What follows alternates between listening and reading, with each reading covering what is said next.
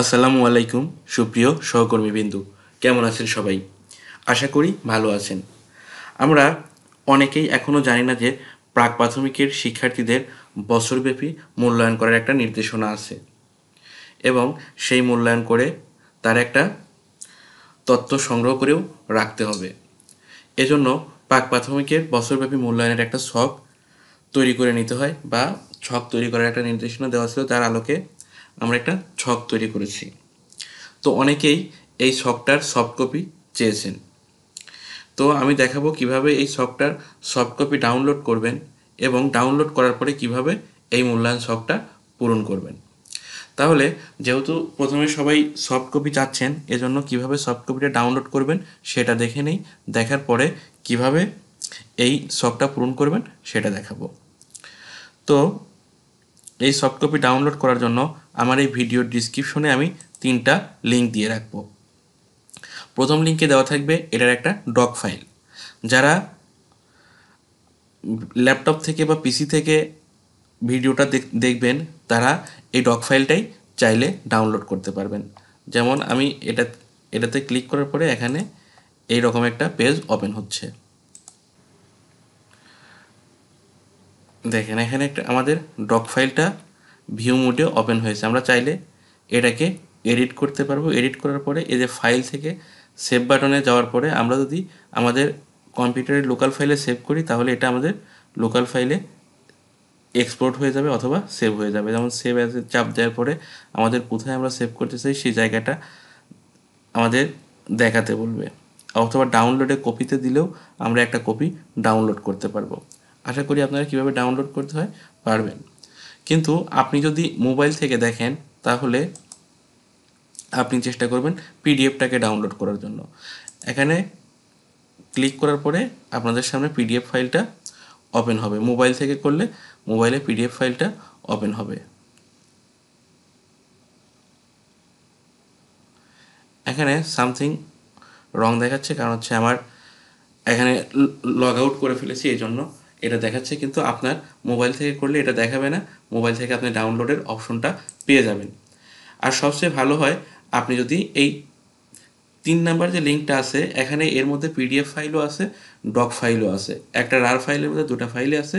এই ফাইল থেকে আপনি মোবাইল হন অথবা কম্পিউটার ল্যাপটপ হন, এই 3 নম্বর ফাইল থেকে চাইলে আপনি এই ফাইল 2টা ডাউনলোড করতে পারবেন। এখান থেকে এই রার ফাইলটা ডাউনলোড করলে রার ফাইলের মধ্যে পিডিএফ ফাইল এবং ডক ফাইল দুটাই আছে। আপনারা চাইলে এটা ডাউনলোড করে খুব সুন্দরভাবে যেটা দরকার সেটা ব্যবহার করতে পারবেন। এখানে pre primary assessment PDF and doc file রার এখানে ডাউনলোড অপশনে ক্লিক করে ডাউনলোড করে নেবেন। এটা হচ্ছে সবচেয়ে সহজ। আপনি যদি 3 নম্বর ফাইলটা ডাউনলোড করেন সবচেয়ে সহজ হবে এবং আপনি চাইলে আপনার কাজের যেটা লাগে সেটাও ডাউনলোড করতে পারবেন। মানে 1 নাম্বার 2 নাম্বার 3 নাম্বার ট্রাই করে যেটা আপনার জন্য সহজ হয় সেটাও আপনি ডাউনলোড করে নিতে পারবেন। এই হচ্ছে কীভাবে ডাউনলোড করবেন সেটা দেখিয়ে দিলাম। তাহলে চলুন এখন দেখি কিভাবে আপনি এই ফর্মটা পূরণ করবেন। ফর্মটা পূরণ করার জন্য দেখেন প্রাক প্রাথমিক শিক্ষার্থীদের বছরব্যাপী মূল্যায়ন ছক, উপরে একটা হেডিং দেওয়া আছে। এখানে আপনার স্কুলের নামটা লিখবেন। আপনি যদি ডক ফাইল ডাউনলোড করেন তাহলে এখানে স্কুলের নামটা আপনি চাইলে একবারেই লিখে নিতে পারেন, যেন প্রিন্ট দেওয়ার পরে প্রত্যেকটাতে এই নামটা থাকে। আবার আপনি চাইলে শিক্ষার্থীর নাম, গ্রাম, ডাকঘর, উপজেলা এগুলা যেগুলো আপনার পরিবর্তন হবে না সেগুলা আপনি একবার পূরণ করে ব্ল্যাঙ্ক ফর্ম প্রিন্ট দিতে পারেন। অথবা আপনি চাইলে শিক্ষার্থীর নাম পর্যন্ত, মানে প্রত্যেকটা শিক্ষার্থীর জন্য আলাদা আলাদা করে রেখে শিক্ষার্থীর নাম, রোল, মোবাইল নাম্বার, বাবার নাম, মায়ের নাম চেঞ্জ করেও আপনি ফর্ম আপনার স্টুডেন্টের সংখ্যা অনুযায়ী প্রিন্ট দিতে পারেন। তবে এগুলো হাতে লেখাই ভালো। আপনি প্রথমে হচ্ছে স্কুলের নামটা পূরণ করবেন, গ্রাম, ডাকঘর, উপজেলা, জেলা পূরণ করবেন, আর বাকিটা আপনি হাতে পূরণ করবেন। যেমন শিক্ষার্থীর নাম, রোল, যদি শাখা থাকে শাখা, মোবাইল, বাবার নাম, মায়ের নাম, এগুলো আপনি হাতে পূরণ করবেন। একদমই ইজি। ছকটা দেখলেই বা ফর্মটা দেখলেই বোঝা যায় কীভাবে কী করতে হবে।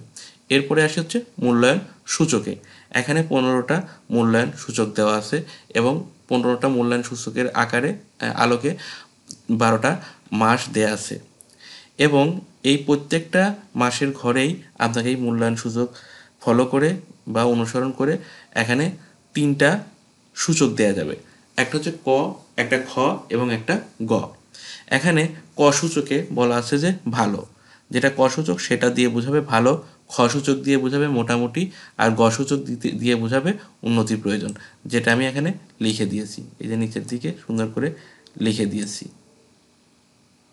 উন্নতির প্রয়োজন।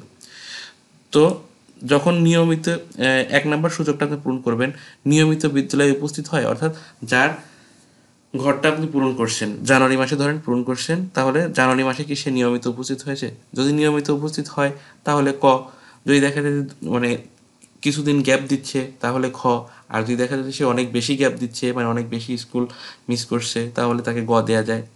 এইভাবে আপনি এটা পূরণ করবেন।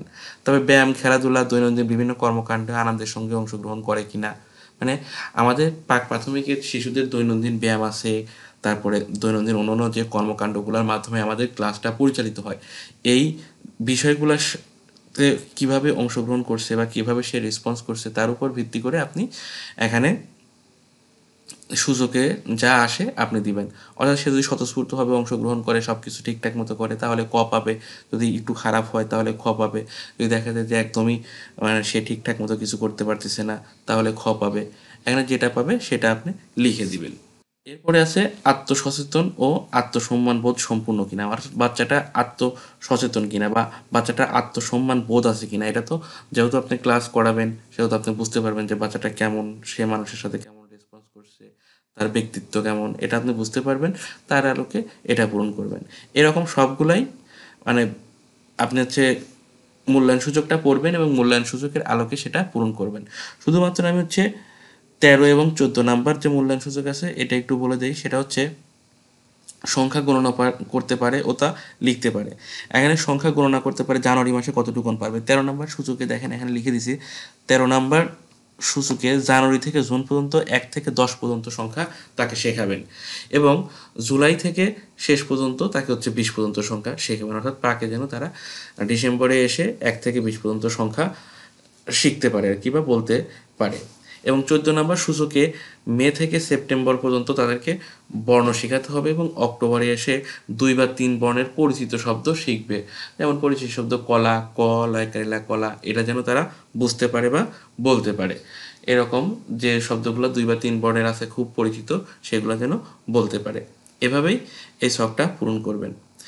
এবং এই ছক পূরণ করার সময় যেহেতু আপনি প্রতি মাসে ধারাবাহিকভাবে এটা পূরণ করবেন, এখানে 4 মাস পর পর আবার একটা সার্বিক মূল্যায়ন আছে। অর্থাৎ জানুয়ারি, ফেব্রুয়ারি, মার্চ এই 4 মাসে একটা বাচ্চা কেমন রেজাল্ট করলো তার আলোকে এপ্রিল মাসে আপনি এখানে যে ক, খ এবং গ দেয়া আছে, একটু খেয়াল করলে দেখবেন এই যে ক, খ এবং গ দেয়া আছে, এখানে কোনটা হবে সেটা আপনি ইন্ডিকেটে টিক দিয়ে দিবেন। ধরেন একটা বাচ্চা জানুয়ারি মাসে ম্যাক্সিমামে ক পেলো, ফেব্রুয়ারি মাসেও ম্যাক্সিমামে ক পেলো, মার্চ মাসেও ম্যাক্সিমাম ক পেলো, এপ্রিল মাসেও ম্যাক্সিমাম ক পেলো, তাহলে তো সে কই পাবে। মানে 4 মাস পরে যে সার্বিক মূল্যায়ন হবে সেখানে কই পাবে, কারণ সে ম্যাক্সিমাম সময় কই পেয়ে এসেছে। আবার যদি এমন হয় সে জানুয়ারি মাসে খুব ভালো করেছে কিন্তু ফেব্রুয়ারি মাসে এসে সে সবগুলোতেই খারাপ করছে বা স্কুলেই নিয়মিত আসছে না, এরকম যদি হয় তাহলে অ্যাভারেজ করে এমন হতে পারে যে ফেব্রুয়ারি মাসে আসে নাই কিন্তু মার্চ এপ্রিলে আবার আসছে, তাহলে অ্যাভারেজ করে তাকে খ দেওয়া যেতে পারে। এরকম করে একটা নিজের কাছে মূল্যায়ন করবেন যে অন্যান্য বাচ্চার তুলনায় মানে সে কি প্রথম কাতারে পড়ে নাকি মিডিয়াম সাইজের নাকি তার উন্নতির প্রয়োজন, সেরকম একটা চিন্তা করে ওই 4 মাসের ভিত্তিতে আপনি ক, খ অথবা গকে দাগিয়ে দিবেন। এভাবেই আপনি এপ্রিলে একবার সূচকে টিক চিহ্ন দিবেন, আগস্টে একবার সূচকে টিক চিহ্ন দিবেন এবং ডিসেম্বরে একবার সূচকে টিক চিহ্ন দিবেন এবং এটা বছর শেষে সংরক্ষণ করে রাখবেন। এটা নিয়ে আরও অনেক ভিডিও আছে, আশা করি সেগুলো দেখলেও আপনারা আরও সুন্দরভাবে শিখতে পারবেন। আমার এই ভিডিওর মূল উদ্দেশ্য ছিল আপনাদেরকে কীভাবে এই সফট ফাইলটা ডাউনলোড করতে হয় সেটা দেখানো এবং আপনাদের সবার কাছে এই সফট ফাইলটা পৌঁছে দেওয়া। তারপরেও যদি কোনো কিছু বুঝতে সমস্যা হয়, আমি হুট করে ভিডিওটা বানাতে বসেছি এবং কথাও বলতে ভালো লাগছে না, যদি কোনো কিছুতে সমস্যা হয় তাহলে বলবেন, আমি সেটা বুঝিয়ে দেবো ইনশাল্লাহ। কমেন্ট করবেন, অবশ্যই কমেন্ট করবেন, আমি বুঝিয়ে দেবো। এতটুকুনি কথা, আর কথা বাড়াতে চাচ্ছি না। সবাই ভালো থাকবেন, সুস্থ থাকবেন এবং সফট ফাইল ডাউনলোড করে ব্যবহার করবেন। ব্যবহার করতে গিয়ে কোনো সমস্যা হলে বা ডাউনলোড করতে আবারও যদি কোনো সমস্যা হয় সেটাও বলবেন। ভালো থাকবেন, সুস্থ থাকবেন, আল্লাহ হাফেজ।